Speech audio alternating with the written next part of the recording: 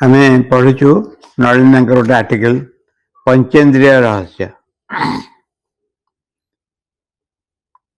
ମନେକର ଇନ୍ଦ୍ରିୟ ଗୁଡ଼ିକ ତୁମକୁ ଟାଣି ବାହାରକୁ ନେଇ ଚାଲିଛନ୍ତି। ତୁମେ ଯଦି ମନେକର ଇନ୍ଦ୍ରିୟ ଗୁଡ଼ିକ ତୁମକୁ ଟାଣି ବାହାରକୁ ନେଇ ଚାଲିଛନ୍ତି, ତୁମକୁ ଲୋଭ ଦେଖାଇ ଜଗତର ମଧୁର ନଶ୍ୱର ଭୋଗ୍ୟବସ୍ତୁମାନଙ୍କ ପଛରେ ଛୁଟାଇ ନେଇ ଚାଲିଛନ୍ତି। ଜୀବନର ସକଳ ଦୁଃଖ ସୁଖ ଦୁଃଖର ଭୋଗ ଓ ଅଜ୍ଞାନର ଦୈତ୍ୟଧାରା ଭିତରେ ତୁମ ପତନର ପଥ ପ୍ରଶସ୍ତ କରି ଚାଲିଛନ୍ତି, ତେବେ ଇନ୍ଦ୍ରିୟମାନେ ବିପଜ୍ଜନକ ଚାଳକ। କେତେ ସବୁ ପୂର୍ବରୁ ମାଙ୍କଡ଼ କଥା ବର୍ଣ୍ଣନା କଲେ। ଆଖି ବନ୍ଦ କରିଛି ଦେଖିବେନି ବୋଲି, ପାଟି ବନ୍ଦ କରୁଛି, କାନ ବନ୍ଦ କରୁଛି, କିନ୍ତୁ ତାର ଗୋଟେ ନେଗେଟିଭ୍ ଜିନିଷ ରହିଛି। ଆଖି ଯଦି ବନ୍ଦ ହେବ ତାର ଭଲ ଜିନିଷ ବି ଦେଖିବନି, ଖରାପ ଜିନିଷ ବି ଦେଖିବନି। ଯଦି କାନ ବନ୍ଦ କରିବ ଭଲ କଥା ଶୁଣିବନି, ଖରାପ କଥା ବି ଶୁଣିବନି। ପାଟି ବନ୍ଦ କଲେ ଭଲ କଥା କହିପାରିବନି, ଖରାପ କଥା ବି କହିପାରିବନି। ଏଠି ଆମେ ଗୋଟେ ମ୍ୟାନିଫେଷ୍ଟେସନର ସମ୍ଭାବନାକୁ ମନା କରିଦେଉଛୁ, ପ୍ରତ୍ୟାଖ୍ୟାନ କରିଦେଉଛୁ। ଯେ କିଛି ଏକ ମହତ ଜିନିଷ ଆବିର୍ଭୂତ ହେବ, ସେଇଟାକୁ ଆମେ ସ୍ୱୀକାର କରୁନୁ। ଆମେ କେବଳ ଇନ୍ଦ୍ରିୟର ତଣ୍ଟି ଚିପି ଦେଉଛୁ। ପ୍ରାଣର ଶିକ୍ଷା ଅଛି ଶିକ୍ଷା ବହିରେ, ସେଥିରେ ଏ ବର୍ଣ୍ଣନା ଦେଇଛନ୍ତି ମା। କୁହାଯାଇଛି ଯେ ଇନ୍ଦ୍ରିୟମାନଙ୍କର ତଣ୍ଟି ଚିପିକିରି ହତ୍ୟା କରିବା ନୁହେଁ, ଏଇ ଅର୍ଥରେ କୁହାଯାଇଛି। ଦମନ ନୁହେଁ, କିନ୍ତୁ ତାକୁ ଟ୍ରାନ୍ସଫର୍ମ କରିବା। ଯେମିତି ହାତ କେମିତି କ'ଣ କରାଯାଇପାରେ, ହାତକୁ ବହୁତ କାମରେ ବ୍ୟବହାର କରାଯାଇପାରେ। କାହାକୁ ଆଘାତ କରାଯାଇପାରେ, କାହାକୁ ଆଉଁସି ଦିଆଯାଇପାରେ, ଦୁଃଖ ବିମୋଚନ କରାଯାଇପାରେ। ଏ କ୍ଷେତ୍ରରେ ହାତର ଦୋଷ କ'ଣ ରହିଲା? ସେ କହୁଛନ୍ତି ଇନ୍ଦ୍ରିୟମାନେ ଯେ ନିଶ୍ଚିତ ରୂପେ ଏହି ଧରଣର ଦୁର୍ବୃତ୍ତ ହେବେ ତାହା ଠିକ୍ ନୁହେଁ। ଇନ୍ଦ୍ରିୟମାନେ ତୁମକୁ ଅଜ୍ଞାନର ପାତାଳ ଭିତରକୁ ନ ଖସାଇ ତୁମକୁ ଉପର ଉଠିବା ଆଡ଼କୁ ଚାଲିଯିବା ପାଇଁ ସାହାଯ୍ୟ କରିପାରନ୍ତି। ଅନ୍ତର ଦିଗରେ ପଥ ପ୍ରଦର୍ଶକ ହୋଇପାରନ୍ତି। ସେମାନେ ଆଙ୍ଗୁଳି ନିର୍ଦ୍ଦେଶ କରିପାରନ୍ତି, ନିଜକୁ ଖୋଲି ଧରି ପାରନ୍ତି ମାୟାବୋଧ ଜଗତ ଆଡ଼କୁ ନୁହେଁ, ପରନ୍ତୁ ଜ୍ୟୋତିର୍ମୟ ସତ୍ୟମୟ ଜଗତ ଆଡ଼କୁ। ଏ ହେଉଛି କ'ଣ କହିଲେ ନା ଗପ ଅଛି। ଯୀଶୁଖ୍ରୀଷ୍ଟ କ'ଣ କଲେ ଯେ ଛୋଟା ତାକୁ ଗୋଡ଼ ଦେଇଦେଲେ, ଯେ ଅନ୍ଧ ତାକୁ ଆଖି ଦେଇଦେଲେ, ଏଇ ଭାବରେ ଯାହାର ହାତ ନାହିଁ ତାକୁ ହାତ ଦେଇଦେଲେ, ଯାହାର କଥା କହିପାରୁନି ତାକୁ କହିବାର ଶକ୍ତି ଦେଇଦେଲେ। ତାପରେ ଅନେକ ବର୍ଷ ପରେ ଆସିଲେ ଦେଖିବା ପାଇଁ ଯେ କେମିତି ଏମାନେ ଅଛନ୍ତି, ଯେଉଁମାନଙ୍କୁ ଏଭଳି ମହାନ ଦାନ କରାହେଲା। ଯେ ଛୋଟା ସେ ଦୌଡ଼ିକିରି କ'ଣ କରୁଛି, ଲୋକଙ୍କୁ ବାଡ଼ଉଛି, ତାଙ୍କଠୁ ଲୁଟୁଛି ଜିନିଷପତ୍ର। ଯେ ହାତ ହେଇଛି, ହାତ ଅନ୍ୟକୁ ବି ଆଘାତ ଦେଉଛି ଖୁବ୍ ଜୋରେ। ଯେ କାନ ଆଖି ସେ ଫିଲ୍ମ ଦେଖିବାରେ ଲାଗିଛି, ଅନ୍ୟକୁ କଷ୍ଟ ଦେଇକରି ବା ଅତ୍ୟନ୍ତ ଅସୁବିଧା ବସ୍ତୁ ସବୁ ଦେଖିକିରି ଆନନ୍ଦ ଅନୁଭବ କରୁଛି। ତାକୁ ପଚାରିଲେ ତୁମେ କ'ଣ କରୁଛ? ତୁମେ ପୁରା ଚାଲିପାରୁନଥିଲ ନା? ଗୋଡ଼ ତ ପାଇଗଲି, ଗୋଡ଼କୁ ତ ବେଷ୍ଟ କାମରେ ୟୁଜ୍ କରିବି, ତେଣୁ ମୁଁ ଦୌଡ଼ିକିରି ଅନ୍ୟକୁ ହଇରାଣ କରୁଛି। ହାତ ସେ କହୁଛି ଅନ୍ୟକୁ ଆଘାତ କରୁଛି। ଏଇଟା ହିଁ ତ ବଡ଼। ଯେ ପାଟି ସେ ଅଦ୍ଭୁତ ଅଶୁଭ କଥା ସବୁ କହୁଛି, କାରଣ ଏଇପାଇଁ ପାଟିକୁ ମୁଁ ୟୁଜ୍ କରୁଛି। ତେଣୁ ଏଠି ହାତ ଗୋଡ଼ ପାଟି ନାକ କାନର ଗୁରୁତ୍ୱ ନାହିଁ, ଗୁରୁତ୍ୱ ରହିଛି ତାକୁ କିଏ ବ୍ୟବହାର କରୁଛି। ଯେମିତି ଗୋଟେ ଛୁରୀ ଯଦି ଗୋଟେ ଡକାୟତ ହାତରେ ପଡ଼େ, ସେ ତାକୁ ଲୋକଙ୍କୁ ମାରିବ, ସନ୍ଦେହ ନାହିଁ। ଡାକ୍ତର ହାତରେ ପଡ଼ିଲେ ସେ ଲୋକଙ୍କୁ ରକ୍ଷା କରିବ, ଏଥିରେ ବି ସନ୍ଦେହ ନାହିଁ। ନିର୍ଭରତା ଛୁରୀ ଉପରେ ଆସୁନି, ନିର୍ଭରତା ଆସୁଛି କାହା ହାତରେ ଛୁରୀଟା ପଡ଼ୁଛି। କିପରି ତା ସମ୍ଭବ ହେବ? ଯଦି ଜ୍ୟୋତିର୍ମୟ ଜଗତ ଆଡ଼କୁ ନିଜକୁ ଖୋଲି ଧରାଯାଏ, ବାହାର ଆଡ଼କୁ ଖୋଲା ନ ରହି ଏମାନେ ଅନ୍ତର ଆଡ଼କୁ କିପରି ଖୋଲା ରହିପାରନ୍ତି? ଝରକା ଗୁଡ଼ାକ ବାହାରୁ ଖୋଲା ହେଇଯାଇଛି, ଭିତରୁ ଖୋଲା ହେଇପାରିବ କି? ଏ ସମ୍ପର୍କରେ, ଏ ସମସ୍ୟା ସମ୍ପର୍କରେ ସ୍ୱୟଂ ଉପନିଷଦ ଏକ ନିର୍ଦ୍ଦେଶ ଦେଇଛି। ଉପନିଷଦ କହିଛି आखि द्वारा इंद्रिय कहीं किसी देखे नहीं, देखे आखिर आखि द्वारा। आखि द्वारा देखा जाए कि जिनस, कारण यदि आखि अच्छी लोक मरी जाइए आखि देखियो कौन हो, देखिपारुनी।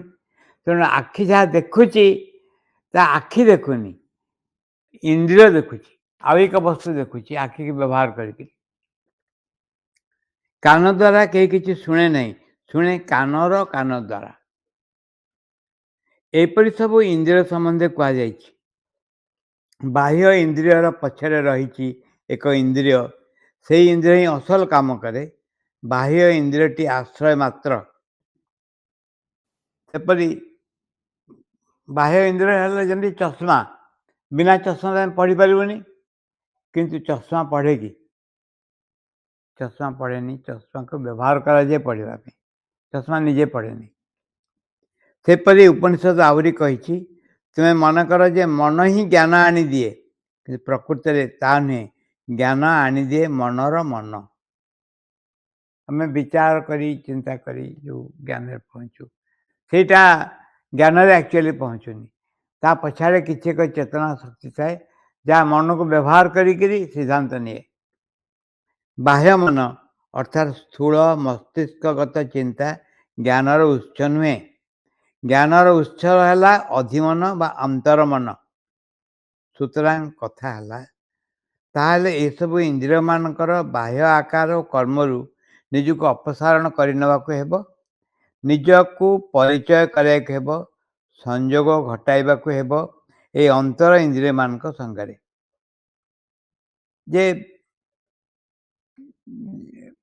स्टेप बैक बोली कहुई पार, आम कथा स्टेप बैक विषय प्रत्येक घटना जे इमिडिएट प्रतिक्रिया प्रकाश कराबनी, कौन सी घटना रे सांगे सांगे प्रतिक्रिया प्रकाश कराबनी, अपेक्षा कराइक पड़ो तापर प्रतिक्रिया प्रकाश कराब। कथा यही भाव ही करा जाए, हठात प्रतिक्रिया प्रकाश न करी अपेक्षा कराइक पड़ो। ताहले विषय गुड़िक आउ एक चेतना द्वारा देखा पड़ो। एमती अशेष बाट रही बहु व्यक्ति अच्छा जो मान भितर दैट अकल्ट फीलिंग बा अनुभव जागृत हुए, से अनुभव द्वारा जिन गुड़िक देखते आम से संपर्क शुणु सब एमती अनेक लोक अच्छा बाबू महाराज थे, दादा थे, चंपलाल थे, आम देखु जो मान को आउ एक अनुभूति द्वारा परिचालित होते। आम बाहर द्वारा प्रतिक्रिया अवस्था नुहे, आमर चेतनाटी को एपरी घुराइबा हम, आलोक रश्मि की घुराई धरला परी ताहले केवल प्रत्येक इंद्रिय से स्वरूप प्रकाश करेंगे। आम जो इनवर्ड टर्न आरंभ करूँ से जमी निज भितर किसी एक जिनस तुम अनुभव करने आरंभ कल, जो अनुभूति है से अनुभूति को बाह्य जीवन में प्रयोग करने आरंभ कल। मुझे चंचलता अस्थिरता सह किसी उच्चारण करुच्ची कहूँ प्रतिक्रिया प्रकाश करुच्ची से जो फलाफल हो शांत धीर स्थिर अवस्था को कार्य परिणत करने द्वारा अलग रकम फलाफल हो। तेणु मु शिखने भी गोटे बाट जो खोजुरी पाई बाटटे कि मत चलिया पड़ो दैनंदिन जीवन में मु मोर डीपर फिलिंग द्वारा परिचालित हेबी ना बाह्य सुपरफिशियल फिलिंग द्वारा परिचालित हेबी। थरे ए संपर्क अनुभूति हेले व्यक्ति निष्ठा पर थाए ताकू से बारंबार प्रयोग करने को आरंभ करिवो एवं ए प्रयोग धारा असीम। उदाहरण स्वरूप आध्यात्मिक अनुभूति बा सिद्धिर कथा कहला बेले आमे देखिबा बा दृष्टि कथाटू व्यवहार करूँ। आप कहू सत्य को देखिबा, सत्य द्रष्टा, सत्य को जानिबा बा पाइबा अर्थ ही आमे कहू सत्य को देखिबा। आमे कहूँ सत्य द्रष्टा बोली कह जाए,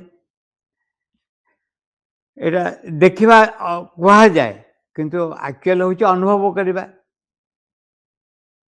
देखिबार अर्थ कौन कौन देखू, देखिबा अर्थ होची आलोक देखिबा। दृष्टि धरा पड़े ज्योति, तेणु चक्षु है ज्योतिर आश्रय। ଯେ ଚକ୍ଷୁଷ୍ମାନ ସେ ସତ୍ୟଦ୍ରଷ୍ଟା ସତ୍ୟସିଦ୍ଧ। ମାନେ ଯଥାର୍ଥ ବିଷୟଟା ଦେଖାଯାଏ ଅର୍ଥ ହେଉଛି ଅନୁଭବ କରାଯାଏ। ଏଇଠି ଆମେ ଯଦି ଗଭୀରତର ବସ୍ତୁ ଗୁଡ଼ିକ ଦେଖିବାକୁ ଆରମ୍ଭ କରିବା, ବହୁତ ଜିନିଷ ଦେଖାଯିବ ଆଖି ଆଗରେ। ଯେ ଆମେ ପ୍ରଥମେ ଆମର ସ୍ଥିତିକୁ ଅସ୍ୱୀକାର କରିବା ବା ତାକୁ ଯଥାର୍ଥ ବୋଲି ନ କହିବା, ତାପରେ ଗଭୀରରୁ ଗଭୀରତର ଅଂଶ ଭିତରେ ପ୍ରବେଶ କରିବା, ତାଦ୍ୱାରା ଜୀବନକୁ ପରିଚାଳିତ କରିବା। ଏସବୁ ବିଷୟ କହିବା ବହୁତ ସହଜ, କରିବା ଅର୍ଥ ହେଲା ହେଉଛି ୟାକୁ କାର୍ଯ୍ୟରେ ପରିଣତ କଲେ ହିଁ ଏହାର ସ୍ୱରୂପ ଜଣାପଡ଼େ। କହୁଛନ୍ତି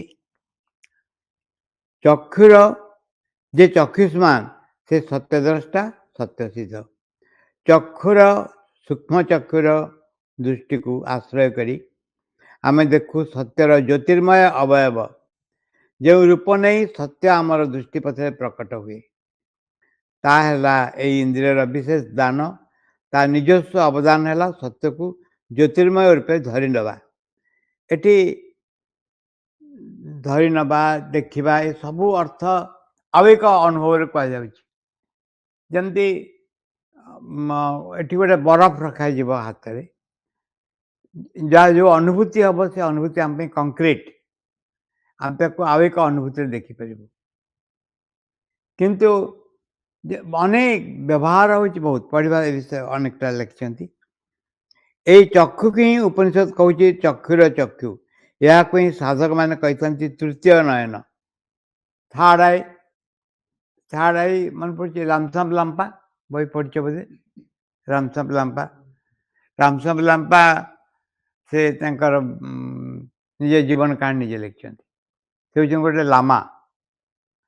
ତିବ୍ବତରେ, ସେ ପୁରୁଣା ତିବ୍ବତ, ବହୁ ବର୍ଷ ତଳର ତିବ୍ବତ, 100 years ବ୍ୟାକ୍ କି ତାଠୁ ବେଶୀ ହେବ, ତା ତଳେ ତିବ୍ବତ। ସେ ତାଙ୍କର କ'ଣ ହେଇଛି, ତାଙ୍କର ଲାମାମାନଙ୍କ ହସ୍ପିଟାଲ ଅଛି। ତାଙ୍କର ଏଠି ଥାର୍ଡ ଆଇକୁ ହସ୍ପିଟାଲରେ ଖୋଲି ଦିଆଗଲା ଅପରେସନ କରିକିରି। ସେ ଦେଖିବାକୁ ଆରମ୍ଭ କଲେ ଆଉ ଏକ ବସ୍ତୁ।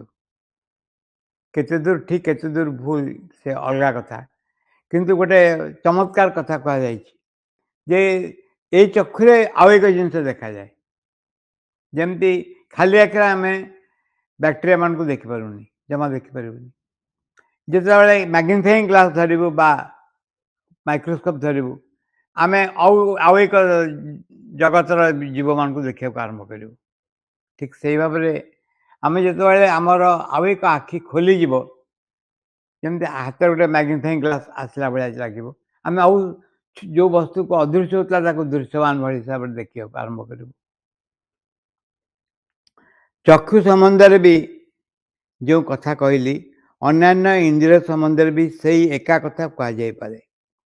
ଯେପରି କର୍ଣ୍ଣ ବା ଶ୍ରବଣ, କାନ ଦ୍ୱାରା ଆମେ ସାଧାରଣତଃ ଶୁଣିଥାଉ ବିଶ୍ୱ ଜଗତର କୋଳାହଳ, ନାନା ଧ୍ୱନି ଶବ୍ଦ କଥା, କର୍କଶ ହେଉ ବା ମଧୁମୟ ହେଉ।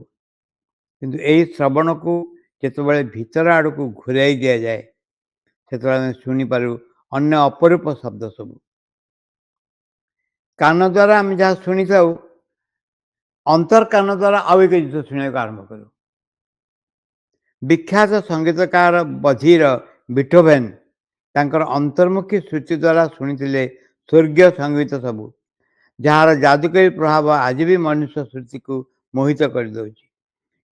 ବିଟୋଭେନ୍ଙ୍କ ବିଷୟ କୁହାଯାଇଛି ସେ ଶୁଣିପାରୁନଥିଲେ, କାନ ମାନେ ପୁରା ବଧିର ହେଇଯାଇଥିଲେ। ତଥାପି ସେ ଅନ୍ତର ଶ୍ରବଣ ଦ୍ୱାରା ଯେଉଁ ଚମତ୍କାର ଗୀତ ସବୁ ରଚନା କରିଥିଲେ, ତାହା ଏପର୍ଯ୍ୟନ୍ତ ମଧ୍ୟ ଚମତ୍କାର ହେଇକି ରହିଛି।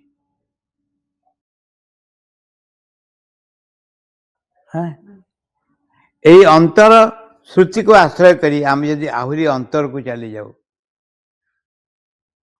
ଆହୁରି ସୂକ୍ଷ୍ମତର ଧ୍ୱନିର ଅନୁସରଣ କରି ଆମେ ପହଞ୍ଚିପାରୁ ଆଦି ଶବ୍ଦରେ, ମୂଳ ଧ୍ୱନି ସ୍ପନ୍ଦନରେ, ଯାହାର ନାମ ନାଦ ବ୍ରହ୍ମ, ଶବ୍ଦ ବ୍ରହ୍ମ, ଓଂ। ଉପନିଷଦରେ ଓଂ ବିଷୟ ଲେଖା ହେଇଛି ବହୁତ ବଢ଼ିଆ ଭାବରେ ସବୁ। ଯେ ଓଂ ହେଉଛି ଶବ୍ଦର ମୂଳ ବସ୍ତୁ। ତାକୁ ସେ ମା କହିଛନ୍ତି ଓଂ ଯଦି ଉଚ୍ଚାରଣ କରିବ ତ ଅନେକ ପ୍ରୋବ୍ଲେମ୍ ସଲ୍ଭ ହେଇଯିବ ସ୍ୱାଭାବିକ ରୂପେ। ଏ ସବୁର ମୂଳରେ ଗୋଟେ ବସ୍ତୁ ରହିଛି ଯେ ଆମର ଯୋଉ ସମସ୍ୟା ସମ୍ମୁଖୀନ ଆମେ ହେଉଛୁ ତାହା ଚେତନାଗତ ସମସ୍ୟା। ଯଦି ଚେତନା ପରିବର୍ତ୍ତନ ହୁଏ ସମସ୍ୟା ବି ପରିବର୍ତ୍ତନ ହେଇଯିବ। କାରଣ ଆମେ ଯୋଉ ଚଞ୍ଚଳତା, ଅସ୍ଥିରତା, ଉଦ୍ବେଗ ଅନୁଭବ କରୁଛୁ ତାହା ଶାନ୍ତ, ଧୀର, ସ୍ଥିର ଅନୁଭବ ସାଙ୍ଗରେ ପଡ଼ିବନି, ପରିବର୍ତ୍ତନ କରିଦେବ ତାକୁ। ମା କହିଛନ୍ତି ଯେ ପ୍ୟାରିସରେ ପ୍ରଥମ କେତେବେଳେ ଓମ୍ ଶୁଣିଲେ କହିଲେ ମିଟିଂରେ ଜଣେ ଆସିକିରି ଓମ୍ ଉଚ୍ଚାରଣ କଲେ। କିନ୍ତୁ ଉଚ୍ଚାରଣ କଲେ ମା କହିଲେ ମୁଁ ଦେଖିଲି ସବୁ ସ୍କାଇଲାଇଟ୍ଠୁ ଦ୍ୱାର ଫୁଆର ସବୁ ଦେଇକି ଯେମିତି ଶାନ୍ତି ଜ୍ୟୋତିର ଏକ ତରଙ୍ଗ ପଶି ଆସୁଛି ଭିତରକୁ। କହିଲେ ସ୍ପଷ୍ଟ ଅନୁଭବ କରିହେଲା। ଓମ୍କୁ କହିଛନ୍ତି ସିଗ୍ନେଚର ଅଫ୍ ଦି ଲର୍ଡ ବୋଲି, ଭଗବାନଙ୍କ ସିଗ୍ନେଚର। କର୍ଣ୍ଣ ବା ଶ୍ରବଣ ତେବେ ସେହି ଦ୍ୱାରକୁ ଖୋଲିଦିଏ ଯାହା ଭିତର ଦେଇ ପ୍ରକାଶ ପାଏ ଭଗବାନଙ୍କର ଏକ ବିଶେଷ ଧାରା। ସତାର ଆତ୍ମସ୍ପନ୍ଦନ ସେଇ ମୂଳ ଛନ୍ଦ ଯାହା ହେଲା କଥାର, ବାକ୍ୟର ଉପାଦାନ, ଯାହା ହେଲା ଚେତନାର ଏକ ବହି ପ୍ରକାଶ। ଏଠିକି ଆସିଲେ କର୍ଣ୍ଣ ବିଷୟ କହିଲେ ଯେ ଆମେ ଆଉ ଏକ ବିଷୟ ଶୁଣୁ, ଆଉ ବାହାର ଅବସ୍ଥାରୁ ଭିତର ଅବସ୍ଥାକୁ ଚାଲିଯାଉ, ତାକୁ ଏମିତି ଭାବରେ ବର୍ଣ୍ଣନା କରିହେବ କିଛି ପରିମାଣରେ, କିନ୍ତୁ ଯଦିଓ ଠିକ୍ ନୁହେଁ। ମନେକର ଆମେ ଦେହରୁ ବାହାରୁ ଚାଲି ଆସିବୁ, ଦେହରୁ ବାହାରକୁ ଚାଲି ଆସିଲେ ଆମର ଦେଖିବାର ବି ସାମର୍ଥ୍ୟ ରହିବ, ଶୁଣିବାର ବି ସାମର୍ଥ୍ୟ ରହିବ, କହିବାର ବି ସାମର୍ଥ୍ୟ ରହିବ। ସେ ଦେଖିବା ଶୁଣିବା ଆଉ ଏକ ରକମର।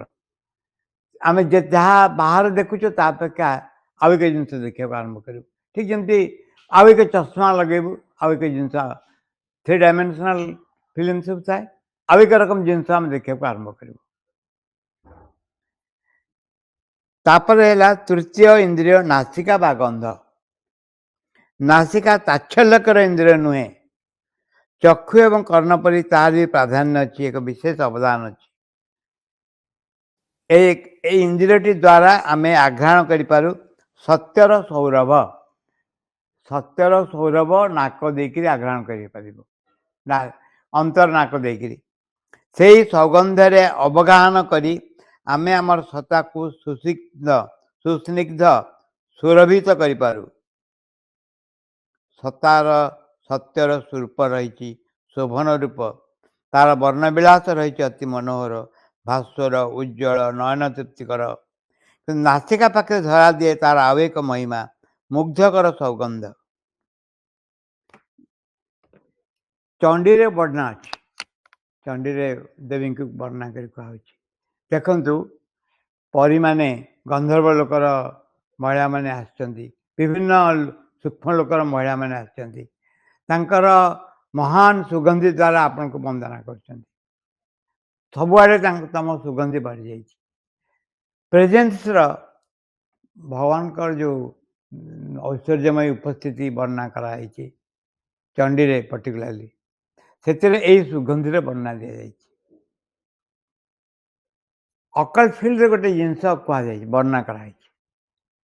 ଯଦି ତୁମେ ଦେଖିବ, ବସିଛ ତୁମେ କେଉଁ ଜାଗାରେ, ହଠାତ୍ ସୁଗନ୍ଧ ଖେଳିଗଲା ଚାରିଆଡ଼େ ଯାକ, ଏମିତି କେହି ଅନୁଭବ କରିଥିବେ, ଜାଣିବ ଯେ ବ୍ୟୁଟିଫୁଲ୍ ଗଡେସ୍ କିଏ ଆସିଛନ୍ତି, ସେ ବାଟ ଦେଇ ଯାଉଛନ୍ତି। ମୋତେ ଡକ୍ଟର ଜ୍ୟୋତ୍ସ୍ନା ଦେଇ ଥରେ କହୁଥିଲେ, ଡାଲିବେଳେ ଥିଲାବେଳେ କିଛି କୁଆଡ଼ୁ ନାହିଁ, ହଠାତ୍ ସୁଗନ୍ଧି ପରିପୂର୍ଣ୍ଣ ହେଇଗଲା, ତାପରେ ପୁଣି ଧୀରେ ଧୀରେ ଧୀରେ ଚାଲିଗଲା। ଏଇଟା ଅନେକ ଶୁଣିଛନ୍ତି ଯେ ସଡନଲି ଶୁଣାଯାଏ ସୁଗନ୍ଧି ଏବଂ ସେ ବି ଚାଲିଯାଏ। ଚଣ୍ଡୀରେ ବର୍ଣ୍ଣନା ଅଛି, ହେ ଦେବୀ, ତୁମକୁ ଆରାଧନା କରିବା ପାଇଁ ଗନ୍ଧର୍ବ ବା ପରୀମାନେ ନେଇକି ଆସୁଛନ୍ତି ସୁଗନ୍ଧ, ତୁମକୁ ବନ୍ଦନା କରୁଛନ୍ତି। ସମସ୍ତ ଗଗନ ପବନକୁ ଭେଦି ସୌଗନ୍ଧ ଯେପରି ପରିଶୁଦ୍ଧ ପବିତ୍ର କରିଦିଏ, ଏହା ହେଉଛି ସୁଗନ୍ଧିର କଥା। ନାସିକା ପାଖରେ ଧରା ଦିଏ ଆଉ ଏକ ମହିମା, ତାର ମୁଗ୍ଧକର ସୌଗନ୍ଧ। ସମସ୍ତ ଗଗନ ପବନକୁ ଭେଦି ସୌଗନ୍ଧ ଏପରି ପରିଶୁଦ୍ଧ ପବିତ୍ର କରିଦିଏ। ଧୂପକାଠି ପାଇଁ ଜଳାନ୍ତି, କିନ୍ତୁ ମୁଁ ଜାଣିନି ଆଗେ ତ ଅନ୍ୟ ଧୂପକାଠି ନଥିଲା, ଝୁଣା ଛଡ଼ା ଆଉ କିଛି ନଥିଲା। ଏବେ ଅନ୍ୟାନ୍ୟ ସୁଗନ୍ଧି ସବୁ ଦେଖାଯାଉଛି। ତାପରେ ଇନ୍ଦ୍ରିୟ ହେଲା ଜିହ୍ୱା। ଜିହ୍ୱା ଦିଏ ଅନ୍ତର ରସନା, ତୁମକୁ ଦିଏ ସତ୍ୟର ଆସ୍ୱାଦ, ସତ୍ୟର ମଧୁରତା। ସେତେବେଳେ ଦେବତାମାନଙ୍କର ତାହା ହୁଏ ଭୋଜ୍ୟ ଓ ପାନୀୟ। ବହୁତ ଜାଗାରେ ବର୍ଣ୍ଣନା ଅଛି ଯେ କିଛି ଏକ ଖାଦ୍ୟକୁ ଚମତ୍କାର କରି ଗଢ଼ି ତୋଳେ। ଖାଦ୍ୟ ଯାହା ଖାଇବା ଜିନିଷ ଯେତେବେଳେ କିଛି ସିକ୍ରେସନ୍ ହୁଏ, ସେତେବେଳେ ସେ ଖାଦ୍ୟକୁ ଚମତ୍କାର କରି ଗଢ଼ି ତୋଳେ। ସେ ଯେଉଁ ସନ୍ନ୍ୟାସୀଙ୍କୁ ଆମେ ତାଙ୍କ ନାଁ କ'ଣ, ପ୍ରକାଶାନନ୍ଦଙ୍କୁ ମୁଁ ପଚାରିଲି, ମୁଁ କହିଲି ଆପଣ ତ ହିମାଳୟରେ ଖାଇବାକୁ ମିଳୁନଥିବ, ଏତେ ଉଚ୍ଚରେ ଆପଣ ହାଇଟ୍ରେ ରହୁଛନ୍ତି, ଖାଇବାକୁ କ'ଣ? ସେ କହିଲେ ଯେ ଖାଇବା ଦରକାର ପଡ଼େନି, କିନ୍ତୁ କିଏ କେତେବେଳେ ପାସର୍ସ ବାଏ ଥାଏ, କିଏ ରୁଟି ଖଣ୍ଡେ କ'ଣ ଗୋଟେ ଦେଇଦିଏ, ତାକୁ ଆମେ ଖାଉ। ମୁଁ କହିଲି ଆପଣ ଚଳନ୍ତି କେମିତି? ମୁଁ ଦୁଇଟା କଥା କହିଲେ। ଏମିତି ଏମିତି କଲେ 2-4 ଥର, କହିଲେ ଏଇଠି ଗୋଟେ ଗ୍ଲାଣ୍ଡ ଅଛି, ସେ ଗ୍ଲାଣ୍ଡ ସିକ୍ରେସନ୍ ହେଲେ ଆଉ ଖାଇବା ଦରକାର ପଡ଼େନି। ମୁଁ କହିଲି ତ ଭୋକ ହବ ନିଶ୍ଚୟ, ସିକ୍ରେସନ୍ ତ ହବ ଅଲଗା, ଆମକୁ ସାଧାରଣ ଭୋକ ହବ। ସେ କହିଲେ ଦେଖ, ପେଟ ଖାଇବାକୁ ମାଗିବ, ନଦେଲେ କିଛି କହିବନି। ପେଟ ଖାଇବାକୁ ମାଗିବ କିନ୍ତୁ ତ ଦେବନି, ମନା କରିବ, ତାହେଲେ ସେ ଚୁପ୍ ରହିବ ଧୀରେ ଧୀରେ। ଆଉ ଏଇଟା ଅଭ୍ୟାସ କଲେ ଯାଇକି ଜଣାପଡ଼ିବ କେମିତି।